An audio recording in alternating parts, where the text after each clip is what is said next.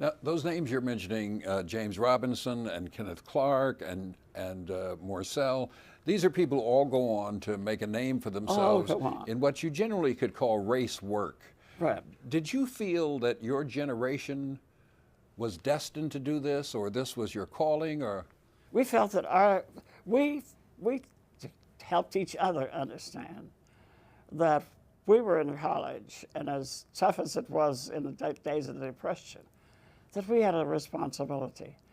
And to me, it was so exciting to be a part of a group where you had, say, James Robinson, who went on to found Crossroads Africa, or Kenneth Clark, who had a role in Brown versus Board of Education, or John Morcell, who became assistant to Roy Wilkins and ACP, and Juanita Mitchell, and Juanita Jackson, she was there. Mm-hmm.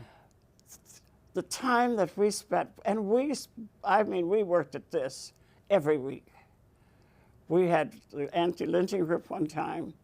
We were working another time against chain gang. We had Angelo Herndon come to the city. Really? And we had him, and James Robinson wrote a whole worship service around him. And we had it at Paul Robeson's brother's church. We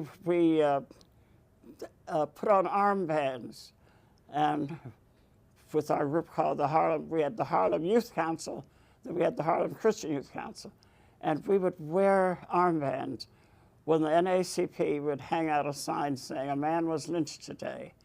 And all we had to do, we had 88 youth groups, and we would call them and say, a man was lynched today, and therefore we would go down to Times Square, wear our black armbands, and walk around chanting, "Stop the lynching, stop the lynching." We did not let a week go that we did not meet and chart what we were going to do.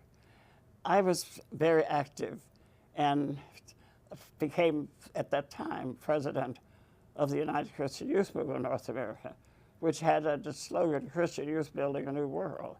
So that you see, we had what I would call the most invigorating kind of experience, and we really worked to feel that we were changing the society.